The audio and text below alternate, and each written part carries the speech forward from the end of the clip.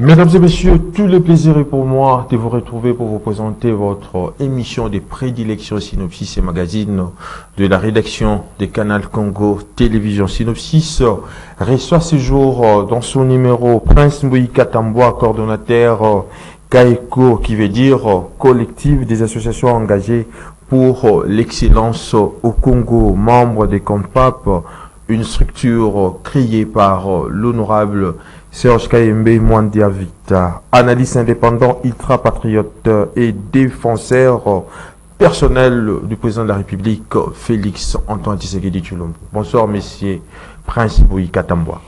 Bonsoir, monsieur le journaliste Eddy. Avec lui, nous allons analyser ou scruter à fond l'actualité politique brillante de l'ère en République démocratique du Congo. Monsieur Prince Mbouyika Tambwa, je reviens à vous. Comme vous le savez, l'actualité reste dominée par le propos du président rwandais Paul Kagame qui s'est dit en train de se battre pour récupérer une partie du territoire rwandais à l'est de la République démocratique du Congo. Vous, en tant qu'analyste politique, comment interprétez-vous ces problèmes? Vous savez, d'entrée des jeux, je dirais, Kagame, il a perdu un peu de la boussole, il n'a plus ses pieds sur terre. C'est quelqu'un qui est déjà emporté, donc il voit sa fin arriver. Avec tout ce qu'il fait comme gesticulation, il saute à gauche, à droite, c'est parce qu'il voit déjà, il est vraiment à la fin de son règne. Kagame, tout ce qu'il peut avancer là-bas, d'ailleurs, ça n'est pas une première. Nous avons connu ces déclarations depuis des années, et même il forme même les enfants à l'école primaire, à l'école maternelle, ils leur apprennent, voilà, la RDC vous doit une partie des terres. Ça, c'est connu de tous. C'est peut-être de notre côté qu'il y a un peu trop de, je dirais, de légèreté, et puis les gens ne savent pas prendre la chose à sa valeur. Parce que une fois le ministre de l'Enseignement, s'il pouvait enseigner déjà, ça devait être comme un programme chez nous, que le Rwanda n'a rien à réclamer ici, et nos frontières c'est tel. On devait aussi inculquer dans nos enfants. Mais Kagame, avant de faire ces déclarations, il a inculqué ça dans sa population. Mais est-ce qu'il faut un rôle hautement pédagogique pour expliquer à nos enfants cela, alors que c'est déjà connu? La conférence de Berlin a déjà tranché. Mais c'est pour le moment, c'est un fait. Oui. Et ça a été tranché depuis les nations et tout ça. Moi, je crois que c'est Kagame qui perd le pédale et nous devons lui faire comprendre que ce qu'il dit, c'est peut-être une folie. C'est avec la force des armes, avec notre réplique, je crois qu'il va comprendre. Et là, je regrette, vous savez, il n'y a pas que, ce n'est pas le combat seulement à charge du chef de l'État, c'est le combat de nous tous. Mais quand vous voyez, vous attendez seulement la réaction du chef. Mais vous alors, tel que vous êtes là, vous avez des responsabilités à votre charge. Qu'est-ce que vous en faites? Il n'y a que le ministre de l'information qui a essayé de parler un peu. Mais nous avons des ambassadeurs, tous les corps diplomatiques, ils font quoi? Ils se sont tus. Vous avez les gouverneurs, vous avez je sais pas, les ministres, mais qu'est-ce qu'ils font? Et l'église catholique dont on parle toutefois ici, à tout moment, c'est l'église catholique qui a envenu la situation. Mais c'est le moment, l'église catholique devait sortir quand même ses griffes pour dire que voilà, ça ce sont des bêtises et tout ça, mais ils se sont tus. Alors ce pays n'appartient pas au chef de l'État, ça appartient à tout Congolais. Et digne d'être Congolais, donc je crois qu'on saisit l'opportunité pour adresser un mot fort, un message fort à Kagame. C'est le moment que toutes nos chancelleries, c'est le moment que tous nos services, nos gouverneurs puissent s'élever et faire voir à Kagame qu'on ne se laissera jamais faire. Mais vous ne voyez pas qu'il y a une contradiction de la part du président rwandais, d'autant plus qu'autrefois, lorsqu'on lui a posé la question sur la situation de l'insécurité à l'est du pays, il a si bien dit que les problèmes de l'est concernent les Congolais eux-mêmes. Aujourd'hui, il a ouvert une boîte à Pandore pour cette fois-ci dire que leur problème, c'est un problème de terre. Comment voyez-vous ces problèmes exactement? Vous savez, la politique de Kagame, depuis toujours, ils vendaient leur génocide. Et puis, ils faisaient voir que non, ils sont des victimes. Ils ne voulaient pas dire la vérité de ce qui s'est passé à l'Est. Et maintenant, avec la diplomatie agissante du chef de l'État, avec la force d'agir du chef de l'État, il a coincé dos au mur et jusqu'à ce qu'il a craché tout haut. Et aujourd'hui, les choses sont claires. C'est la force de Tshisekedi qui a fait parler Kagame. C'est ce que Tshisekedi est en train de faire, le chef de l'État. Il l'a cassé à l'étranger, dans tous les organismes internationaux. Il a parlé de ce qui est vrai. Il a fait voir aux gens, voilà, Kagame est en train de tuer le peuple congolais. Il est en train de perpétrer un génocide en RDC. Et comme il s'est vu coincé, et finalement, il va dire la vérité. Et la vérité, c'est celle-là. Ils veulent posséder de nos terres. Mais je crois que ce qu'elle l'a dit, on ne négociera pas, même pas un seul kilomètre de notre territoire. Donc, sûr et certain, et je crois que ça confirme même que Kagame est en train de chanceler. Il n'a plus les pieds sur terre et il voit sa fin venir. C'est comme ça qu'il dit tout ce qu'il dit là. Mais vous ne voyez pas qu'il y a un certain nombre d'éléments qui paraissent y déterminer nos malheurs aujourd'hui? Parce que d'une part, il y a l'attrait de nos richesses du sol et du sous-sol, et d'autre part également, il y a la position stratégique du Congo au cœur de l'Afrique. Vous ne voyez pas que ces deux problèmes expliquent également de multiples problèmes dans nos affaires depuis 1960 jusqu'à ce jour? Justement, c'est parce que les gens, il n'y a que de prédateurs.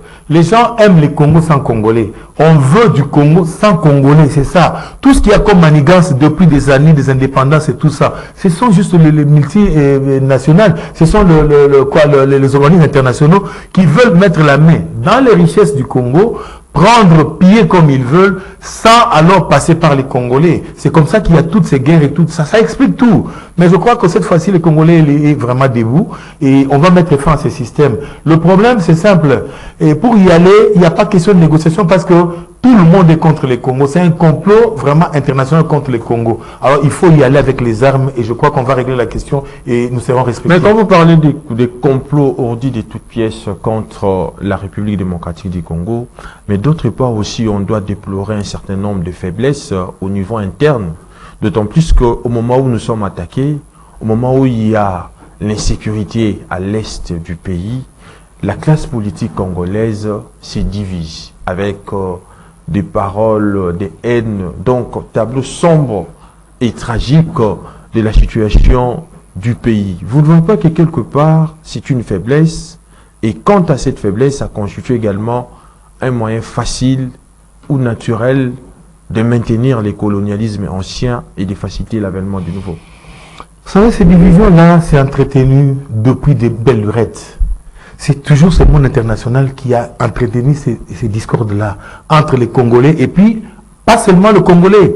On est tellement infiltrés au point qu'ils avaient fait ça. Ils ont été vraiment à la base pour faire cette infiltration-là. Et nous sommes tellement infiltrés au point où on crée des divergences pour dire voilà, les Congolais sont incapables de s'entendre, ils sont incapables de se mettre d'accord sur tel peuple pour gouverner leur pays. Ça, c'est la politique internationale, c'est connu de tous. Maintenant, là, avec l'exercice de Tshisekedi, nous sommes levés pour mettre hors de temps de nuire tout ce qu'il y a comme infiltration, et vous verrez les Congolais qui vont s'unir. Nous sommes capables de nous unir, de parler le même langage et de redresser notre pays, de les libérer même de ces jungles coloniales. Ça, c'est sûr et certain. Nous sommes, mais face aux déclarations de Paul Kagame, il y a une certaine opinion qui estime que les chefs d'État, il s'est tué et il n'a pas répliqué. Ces gens-là sont, je dirais, ils n'ont plus de stratégie. C'est peut-être ils se font appeler opposants pendant que c'est une opposition bidon. Ils n'ont plus de discours à tenir. Et si une fois qu'ils font de petites manigances là, c'est sans contenu. Il n'y a rien de concret dans ce qu'ils font. Ils ne sont même pas unanimes entre eux. Ils ne sont même pas ensemble. Mais ils font semblant d'être ensemble pour dire voilà, nous sommes l'opposition à Tshisekedi. Au fond, c'est quoi? Derrière ces gens-là, ce ne sont que des marionnettes. Derrière eux, il y a les multinationales qui sont en train de pousser, de donner de l'argent, va là-bas, faire de bruit. C'est juste pour émietter le pays. Et nous avons compris ces complots-là. On ne se laissera jamais plus faire.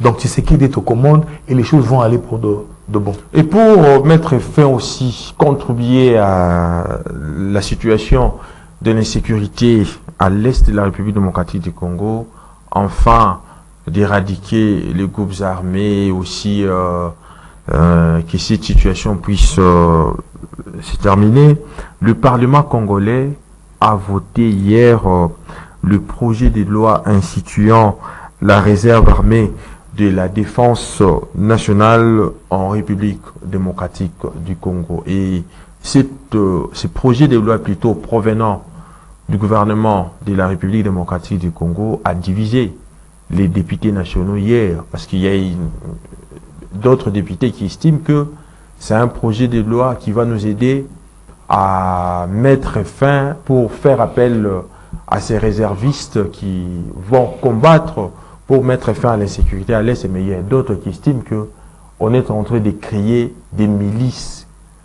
au sein de FARDC. Vous, en tant qu'analyste politique, comment interprétez-vous ces projets de loi tels que votés par le Parlement congolais? Vous savez, dans toutes les nations, toutes les armées du monde, il y a des réservistes. Ce n'est pas vraiment, on n'est pas en train d'inventer les roues ici au Congo. Dire que non, on n'est pas, parce qu'on veut on veut former les réservistes, ça veut dire il y a des milices qui se préparent. Mais messieurs, vous savez, dans les anciens temps, avec Mobutu, avec Kabila, il y a eu de commandos, il y a eu des gens formés, et la République a sorti comme ça de l'argent pour former autant de militaires, autant de spécialistes. Mais ils sont là, même avec Jean-Pierre Demba, il avait aussi des spécialistes qui ont même fait la guerre. Ils en ont l'expérience. Mais pourquoi ne pas faire à ces gens-là? Parce que quand maintenant on est en guerre, comme pour le moment, mais on doit faire appel à toutes ces forces, venir contribuer pour sauver la nation. Mais où est le problème? Vous savez, les gens qui tiennent ces discours, c'est pratiquement les gens qui ont la tête à Kinshasa et puis le ventre de l'autre côté des Occidentaux. C'est ce qui fait qu'ils tiennent ces discours. Mais un vrai Congolais, d'ailleurs, c'est une fierté d'ailleurs. C'est vraiment une fierté d'avoir les réservistes.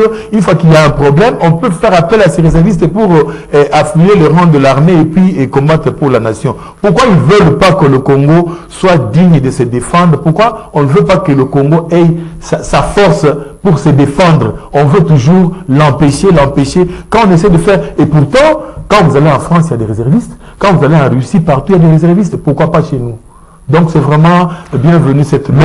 Mais c'est le prince Moïka Tamboua. Selon cette loi, la réserve armée de la défense est composée d'abord des militaires des carrières retraités plutôt, des différents services de sécurité.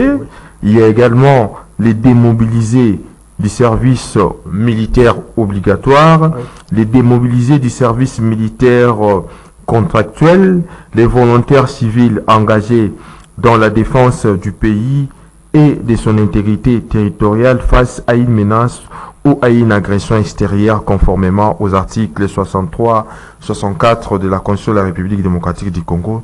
Les tous vont former un corps de la réserve et bénéficient d'une formation et d'un entraînement plutôt spécifique. Mais lorsque d'autres députés disent que en dehors de l'armée, les parlements, à travers le vote de ces projets de loi, ils vont créer une milice à côté. Vous ne voyez pas que cela contredit en même temps l'idée et l'esprit du texte tel que présenté hier à l'Assemblée nationale par le ministre de la Recherche scientifique Gilbert Kabanda, qui en principe, ces projets de loi devaient être présentés par Jean-Pierre Bemba, ministre de la Défense nationale empêché. Vous savez, au Parlement, quand vous dites d'autres députés, ils disent tout ça. Vous savez, le Parlement, c'est une sorte, excusez-moi le terme, ça va être peut-être fort, c'est une sorte de racaille. On trouve n'importe quel genre de poisson, n'importe quelle espèce. Ça, je vous dis. Et d'ailleurs, Pépé Mosso, Yaoyango, quand il dit que l'Union Sociale a traité, c'est parce qu'il y en a qui viennent là-bas, ils transforment l'hémicycle en salle de théâtre. Oui. Vous voyez, quand on traite des choses sérieuses pour sauver la nation, non, eux, ils viennent là-bas pour faire du théâtre. Mais les réservistes, mais attendez, tous ces gens-là qui ont de l'expérience, tous ces gens-là qui ont été formés par l'argent de la République, pour sauver la République, les élites en fait. L'élite même, l'élite combattante de la République. Même si une fois, ils sont, je sais pas, comment on dit, retraités. Mais ils ont de l'expérience, ils ont de la matière pour donner aux autres. Mais pourquoi ne pas faire un corps et puis protéger? Ils disent qu'ils ont peur de milices. Mais il y a combien de milices dans ces pays? Et ils ont déjà fait une loi contre ces milices-là. Ils sont là juste pour bouffer l'argent de l'État, mais ils ne font rien. Il y a des milices ici. Et ces milices ne sont pas créées à cause de cette loi. La loi est venue après. Et la loi, c'est pour renforcer les FARDC. Donc, vous savez, il est temps d'oublier un peu ces genres de théâtre.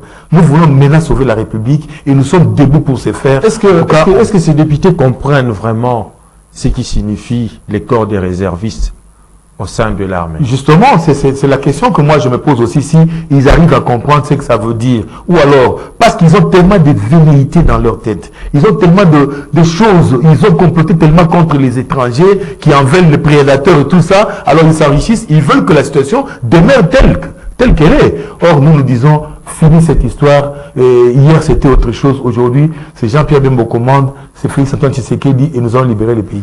Et aujourd'hui que le Parlement ou l'Assemblée nationale, parce que la loi a été votée hier, oui, et cela va être examiné en seconde lecture au niveau du Sénat, mais déjà, ces votes au niveau de l'Assemblée nationale vous inspirent quoi en fait pour la paix à l'Est? En tout cas, avec ces gestes, je comprends maintenant que le Parlement est en train de reprendre sa mission. Elle est en train de faire le travail pour lequel il est installé. Parce que depuis belle lurette, le Parlement, c'était comme, pour Pépé Mbosso l'a toujours dit, une salle de théâtre. Là où il y avait n'importe quoi. Mais aujourd'hui, je vois qu'ils se sont ressaisis. Et aujourd'hui, c'est le souci de libérer la nation qui les anime. Et je crois qu'en tout cas, ils méritent même un coup de chapeau. Donc, avec l'allure là, s'ils tiennent, et c'est ça même la vision du chef de l'État. C'était pas autre chose qu'ils faisaient. Maintenant, ils se sont ressaisis. C'est ça la vision du chef de l'État. Et je crois qu'avec ça, ils vont aider le chef de l'État à aller plus loin pour libérer ces pays. Mais c'est presque Moïka Tamboua, on ne doit pas s'éterniser là-dessus, parce on assiste aujourd'hui à une floraison des sujets d'actualité brillante de l'ère en République démocratique du Congo. Parlons cette fois-ci de la loi Tchani, qui est parmi les lois qui vont être examinées au cours de cette session au niveau de l'Assemblée nationale et du Sénat. Mais un constat amer se dégage du fait que cette loi crée beaucoup d'agitation au sein de l'opinion. Vous, en tant que politique, comment vous expliquez cette façon de procéder au sein de l'opinion? Vous savez, moi seulement pas en tant que politique, mais en tant que Congolais. Je dis le Congo aux Congolais. C'est tout ce qui explique cette loi. Le Congo aux Congolais. Plus question de laisser le Congo entre les mains des prédateurs. Aujourd'hui, le Congo aux Congolais. C'est-à-dire sol, sous-sol, tout ce qu'il y a au Congo, c'est pour les Congolais d'abord. C'est ça, cette loi-là. Mais je vais aller plus loin pour vous faire comprendre une chose.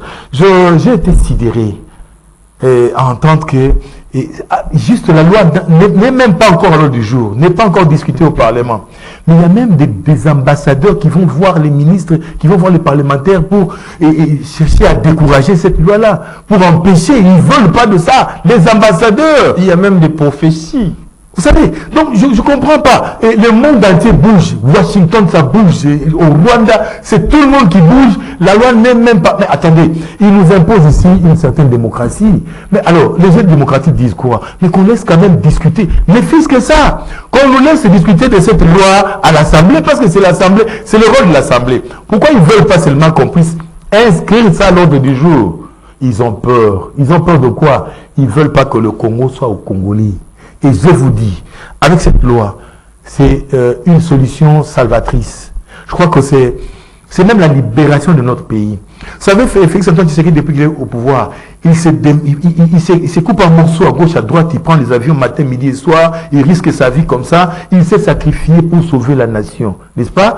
Mais tout ce qu'il fait là-bas, vous savez, il faut qu'il y ait des lois qui puissent quand même soutenir cette volonté-là. Nous tous, on est emportés par cette volonté-là, on est contaminés. Mais il faut qu'il y ait aussi des lois qui parlent de la congolité. Ça, c'est indispensable et c'est dans tout le pays. Tel que vous êtes un monsieur journaliste, vous ne pouvez pas aller postuler en Algérie comme chef de l'État. Vous ne pouvez pas aller aux Émirats Arabes Unis. Moi, je ne peux pas aller à Congo-Brazzaville ici pour postuler. Pourquoi? Parce qu'il y a des lois qui sauvent le pays, les lois qui protègent la nation, n'est-ce pas? Vous ne pouvez pas aller en France postuler. Et pourquoi seulement chez nous, il faut qu'il y ait des étrangers qui viennent postuler ici? Et vous ne voulez pas qu'on puisse, les fils, protéger la fonction de commande de la nation. Je crois que c'est des complots qui ont été montés depuis des années. On nous imposait toujours des gens qui vous arrivent ici. Quelqu'un qui vous arrive ici, oui. Il n'a pas, je sais pas de généalogie et tout. Il s'amène là, 2-3 personnes. On vous dit que c'est la famille telle. Et fin de compte, ils font semblant d'aller se marier dans le Bas-Congo. Ils font 18-20 ans au pouvoir ici. Nous avons connu des étrangers qui s'amènent comme ça. Ils deviennent du coup des Congolais. Vous parlez même des opposants ici. La plupart n'ont pas de village. Ils n'ont pas de territoire. Ils n'ont pas de fief. Vous n'avez jamais été dans leur famille. Voilà, Namatanga, soi-disant Maurice Katumbi, Martin Fayulu, tout on n'a jamais été dans leur matanga. On dit voilà. Donc c'est vraiment cette proposition. Maman ça dérange. Yo place maman qui a fallu dans Zalaka. Oui, il a fallu une classe, une première place à Zalaka. Est-ce que ce monde attaque au collègue de Nayaka, ton homme tenait balle, au son monde. Mais des gens qui nous tombent comme ça, pouf, comme un cheveu dans la soupe, et on va déclarer que nous pas comme un président de Mbokao. Nous, on doit protéger ces pays. Mais nous n'avons que ces pays, c'est notre raison vraiment de vie. Alors, on la protège. Maintenant là, ça passe ou ça casse. C'est cette loi-là qui sauve le pays. Je vous rappelle que nous avions réussi pour vous, M. Prince Bouyka Tambwa. Il est coordonnateur de CAECO, collectif des associations engagées pour l'excellence au Congo. Il est également membre des CONFAP, cette structure de l'honorable député honoraire Serge Kayembe. Et puis, il est en même temps analyste ultra patriote et défenseur personnel du président de la République, Félix Antoine Tshisekedi Tshilombo. Monsieur Prince Bouyka Tambwa, faudra-t-il admettre aujourd'hui que cette agitation se justifie par le fait qu'il y a un candidat aux élections présidentielles qui se voit être éliminé par son critère de nationalité et agiter toute la terre pour son équation personnelle? Vous savez, la loi Tiani, moi je crois que c'était déjà réglé dans la Constitution. Oui. Vous verrez, on dirait même que la nationalité congolaise est exclusive. Oui, oui. Ça veut dire quoi? Elle ne peut être détenue concurremment avec une autre nationalité. Ça veut dire, au Congo, s'il faut être congolais, on ne peut pas avoir une double nationalité, une autre nationalité. C'est fait déjà. Et tous ces gens que tu me parles là, tous ces gens là, tu dis, on veut les écarter. Ils ont combien de nationalités? C'est déjà la Constitution qui règle la question. Il n'est même pas question d'aller avec la loi. La loi Fanny, mettons ça de côté. Mais prenons la Constitution qui dit que on ne peut avoir qu'une seule nationalité si on est congolais. Alors il y en a, ils en ont combien? Autant. Donc vraiment, ils sont déjà déclassés par la Constitution. Mais les critères d'être de père et de mère d'origine congolaise pour candidater à la magistrature suprême nous vient des options levées autrefois par le comité central du MPR et également coulé dans la loi numéro 81-00 du 29 juin 1981 qui a été incorporée dans les codes de la famille et tel que modifiée à ce jour sous l'influence de l'occupation et de la dite communauté internationale qui sait pourtant bien que à la naissance, les deux premières qualités d'un individu sont le droit à la vie, il faut naître viable, et les droits à la nationalité. Mais aujourd'hui, pourquoi il y a cette contradiction? Pourquoi les voix s'élèvent pour fustiger l'adoption ou l'analyse de cette loi au niveau de l'Assemblée nationale? C'est tout simplement parce que ils sont en train d'outrepasser tout ce qu'il y a comme loi. Ils imposent la loi du plus fort juste pour continuer à piller ces pays. C'est juste pour continuer à nous maintenir dans cette pauvreté. C'est pour continuer à faire que le Congolais soit aux autres et non pas aux Congolais. C'est juste ça. Mais la loi Tiani, vous savez, au lieu de discuter trop, moi je crois que j'ai mis plus de 1 année et demie, 2 ans à parler de cette loi pour la vulgariser. Je suis passé par chez vous plusieurs fois. Moi je crois que bravo à Ntimi Pouloulou, l'honorable, bravo à Noël Tiani. Et cette loi-là, elle est déjà dans la tête des Congolais. Même si le Parlement était en train de traîner les pieds. Et si demain, on nous disait que non, les élections, c'est demain. Mais c'est dans la tête de chaque Congolais. Et avant de voter, avant de glisser son bulletin, on essaie de voir, il est qui? Nous, on a vraiment Zakawapi. Moi, c'est la famille, on a vraiment place avant de voter. C'est dans la tête des Congolais. À l'Assemblée, c'est une proposition de loi. Mais dans la tête des Congolais, c'est déjà une loi incontournable. Ça veut dire, c'est déjà là. Ils peuvent monter, descendre comme ils veulent. les Congolais, les vrais Congolais, a ça dans sa tête et les autres vont trancher. Mais la question que l'on doit se poser de toute ton lèvre aujourd'hui est celle de savoir quel agenda est donc caché derrière cette détermination à ne servir le pays qu'en étant président de la République, au point même de menacer de mettre le pays à feu et à sang, parce que on voulait adopter une loi d'une telle envergure. Tout ça, c'est les multinationales, c'est le monde international. Ils veulent garder le Congo à l'état de faiblesse pour continuer à piller les richesses. Ils veulent du Congo sans Congolais. Ça, on a toujours répété. Alors, ils doivent vous garder dans cet état de choses. Vous imposez seulement les étrangers qui viennent faire 20 ans, 18 ans au pouvoir, mais vous ne connaissez même pas ses arrière-parents, vous ne connaissez pas ses sources, mais il se prétend congolais, et parce qu'il sait, je sais pas, il a fait semblant de se marier avec une Congolaise, et ça fait un Congolais. Ils veulent vous maintenir dans cette logique-là, juste pour continuer à piller le pays. C'est ça le problème. Quand ça bouge, une loi dans un pays, mais attendez, toute loi est discriminatoire, ne vous en faites pas. Toute loi est discriminatoire. On vous dit, c'est à partir des 18 ans. Donc, les moins de 18 ans ne peuvent pas. C'est déjà discriminatoire. On dit ceci là. Mais tous ces gens-là qui sont derrière, qui disent que non, on veut les écarter. Voyez un peu leur environnement politique. Voyez leur parti politique, vous verrez qu'il n'y a que des métis. Il n'y a que des gens de nationalité douteuse. Essayez de voir. Moi, je ne sais pas citer les noms. Mais essayez de voir, vous verrez la plupart. La tête là, c'est des métiers, c'est de ceci. Je veux bien, il y a des métiers aussi congolais, je veux bien. Ouais. Mais pourquoi seulement ces carcans de gens là? Est-ce que pour servir la nation congolaise, il faut seulement être chef de l'État?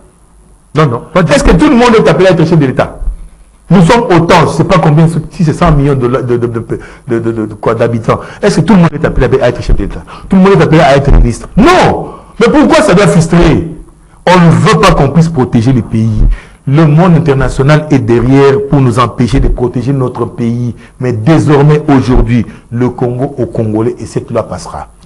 On ne doit pas nous attarder sur cette question qui suscite aujourd'hui beaucoup d'encre et de salive. Passons à autre chose, parce que nous acheminons déjà petit à petit vers la fin de cette émission.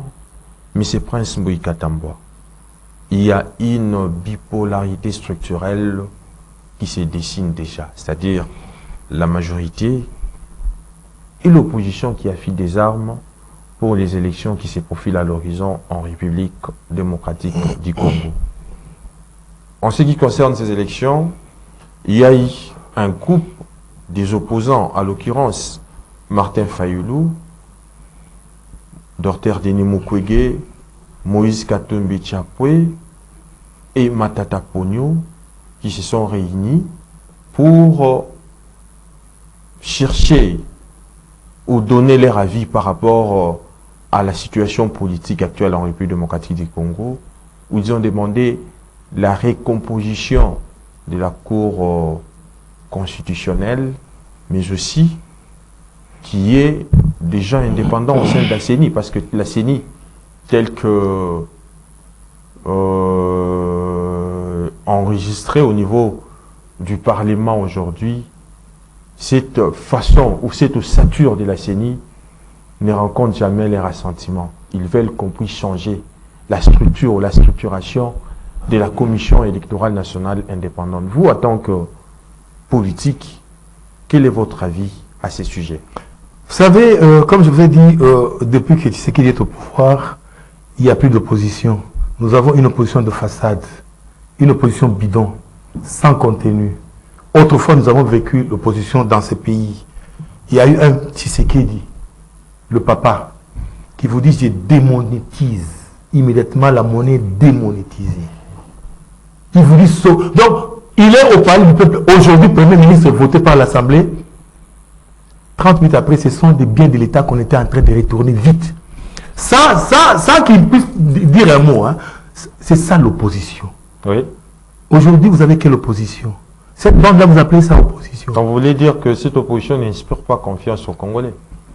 Je vous dis, s'il y a une opposition aujourd'hui, vous savez, ça c'est une messe noire. Ils ont dit leur messe noire contre la République. Tout ce qu'ils sont allés faire au Katanga là-bas. Vous voyez que ce qui en sort, c'est du bidon. Ils sont le premier à réclamer, ils disent, nous ne donnons même pas une seule minute au-delà du mandat de Félix Tshisekedi, il doit laisser le pouvoir, allons aux élections. Mais ce sont les premiers qui disent que non, ils ne veulent pas des élections. Voyez un peu le cahier de charge, vous verrez que non, ils disent tout alors pour annuler les élections. Reconfigurer la CENI, il faut aller au Parlement, il faut prendre le temps. Et quelles sont les ramenez-moi un peu dans les revendications. Vous verrez que dans toutes les revendications, ce sont les gens qui ont manifesté qui ne veulent pas des élections. Toutes ces revendications, seulement ils ne sont pas prêts pour les élections. Ils ne sont pas prêts, ils ne veulent pas des élections. Eux, ils poussaient Félix Tshisekedi à bout. C'est-à-dire qu'ils fassent les élections ou qu'ils n'en fassent pas, eux, ils ont un plan. Et le plan, c'est de balkaniser la nation. C'est tout. Ils pouvaient dire aujourd'hui que pas d'élection et faisons la transition comme ils veulent là-bas. Ils vont dire voilà, à débasser le mandat comme ils disent, comment chevaucher les étapes, c'est quoi? Il a prolongé le mandat, quoi. Oui, prolonger le mandat.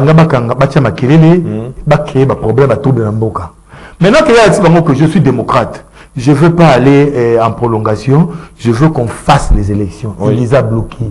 Parce qu'ils savent que Tshisekedi, il peut ne pas faire la campagne, mais il a coincé le terrain avec ses réalisations. Le travail qu'il a fait depuis qu'il est au pouvoir, ça parle de lui, ça fait sa campagne. Alors, de l'autre côté, il n'y a pas d'adversaire. Ils n'ont pas de stratégie. C'est comme ça qu'autrefois, ils vont à gauche, tantôt à droite, ils veulent les élections et son contraire à la fois.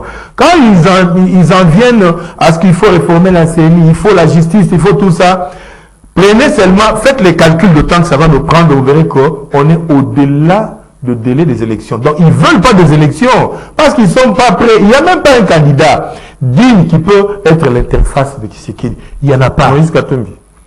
C'est n'importe quoi. Martin Tapogno. C'est encore pire que ça. Martin Fayul. Oh ben ça je regrette, monsieur, parlons Congo, non? Nous parlons Congo, parlons congolais. S'il vous plaît. Nous parlons Congo. Vous savez, être congolais d'origine, hein, c'est une fierté aujourd'hui. Hier, on se disait, oh, aujourd'hui, moi, je suis fier d'être congolais. Vous savez pourquoi? Parce que je suis des pères et des mères. Et la fonction chef de l'État m'est réservée à moi, je peux postuler. Mais pas les autres que tu me cites. Il n'y a pas de suite derrière.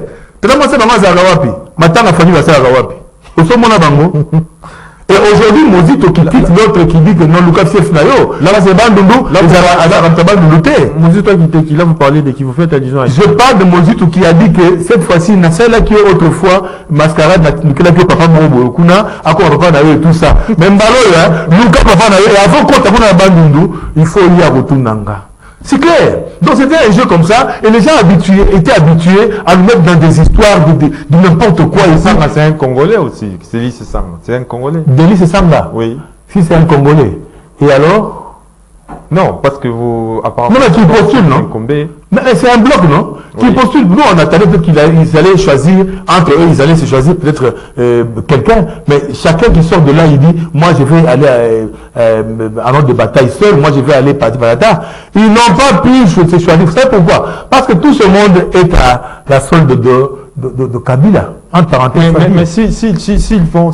Il n'y a pas un leadership plus fort que le leadership de Kabila dans ce groupe-là. Mais s'ils ne veulent pas émettre dans une même longueur d'onde, oui. Vous ne voyez pas qu'ils font piètre figure, c'est-à-dire ils vont aller alors de disperser.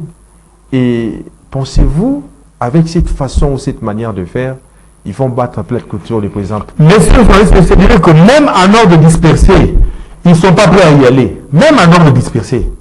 Oh. Mais attends, quand ils vous disent que non, il faut revoir toute la structure, ça veut dire qu'ils ne sont pas prêts pour les élections. Donc, même si vous disiez, vous laissez les champs libres, allez-y chacun dans son coin. Ils ne sauront pas, ils vous exigeront, voilà, il faut refaire la CNI, il faut refaire les cours des tribunaux, il faut, pour dire fin de compte qu'ils ne sont pas prêts à aller aux élections, messieurs. Mais nous disons la vérité en face, pourquoi aller par le dos de leur prière? C'est simple, ils ne sont pas prêts. Ils peuvent aller en ordre en désordre comme en ordre, ils ne sont pas prêts. Ils ne veulent pas des élections. Ils veulent qu'on puisse peut-être prolonger, créer une transition, et puis ils vont se retrouver, demain après-demain, ils reviennent ministres, ils vont se pas faire la ventrilogie, et fin de compte, se faire de l'argent pour faire encore trop de bruit après. Mais au moins cette fois-ci, c'est fini. avec Félix Antoine Tshisekedi. Cette blague-là qu'on faisait, même dans l'armée, réinsertion, démobilisation, tout ce que vous voulez là, c'est fini. Ce sont les Congolais qui se sont appropriés leur pays. Prince Moïse Katamboa, nous sommes arrivés à la fin de cette émission. Votre mot pour terminer. Mon mot pour terminer, je dirais bravo, chef de l'État. Oh, Elombe, Yaya Ango, Lobo Kanzambe Alikona yo. Igwe, Jean-Pierre Bemba. Ah, Jean-Pierre Bemba, kutu yo yebite. Na ya amba na mbana ola, Igwe za wapi. Yaka sangana ndeko na yobo sa musala. Nazaka prophète, nazaka te le prophète. Eye bani, awa na plateau, Igwe, na belela. Lelo Igwe, ta mounene ya motoa, alongwe na, c'était un présidentiable. Après ça, quand on a dit pas gagner chef de l'État en Mboka, bah compliqué comme ma solo. Vous comprenez? Mais à Zonga, na Mboka Mboka, habité tout tika, peuple à Koufati. Les gens ils sont moniqués, à l'au moins la dimension, on dit que ça a VPM pour sauver Mboka naïe. Yaya, Igwe, Yaya Ngoyo, toi na sima, bah kotika Mboka oyo. Kamere, courage. Monia, na soa zaka ningwana. Na web soa Yaya, tia mutu na Congo kaka, tia mutu kaka. Osala ya minene. Otoyebi mutu na ye salaka. Lelo ba kobenga kamere po asala biso ni asala nini so 100 jours. Lelo ko se kamere wana aza inégalable na palais du peuple. Jamais tu vas président assemblée quoi kamere. Kamere atia ki vi na ye en jeu pour aboya ko céder pour na mboka. Mona bi jeu le kani profond pour ba céder mboka. Kamere aboya ko ba jeta kaye. Pour na ba lobela ngote. Mais kamere c'est une tête dans ce pays. Kamere c'est quelqu'un qui a travaillé pour la nation.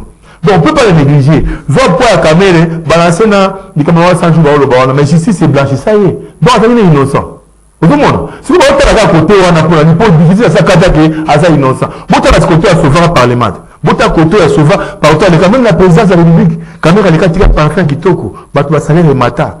Mais pourquoi les autres voient bana mboka ou bana ma yele ya sauver mboka basi mambende to ke liboso atuba na ozonga asimao soit disant ceux qui me fallu ceux qui en perte de vitesse basé bani ba ça té opposition bidon bana loboté to ke na bango tinati pour sauver mboka. Mesdames et messieurs, nous sommes arrivés pratiquement à la fin de cette émission. Je vous signale que nous avions ici pour vous Prince Moïse Katamboa, il est coordonnateur des CAECO, collective des associations engagées pour l'excellence au Congo, et puis membre des CONFAP et CONPAP plutôt, une structure de Serge Kayembe, et puis il est analyste indépendant ultra-patriote et défenseur personnel du président de la République, Félix Antoine Tshisekedi Tshilombo. Avec lui, nous avions analysé à fond l'actualité politique brillante de l'ère en République démocratique du Congo. On se retrouve donc le vendredi prochain avec un autre invité, mais d'ici là, portez-vous bien.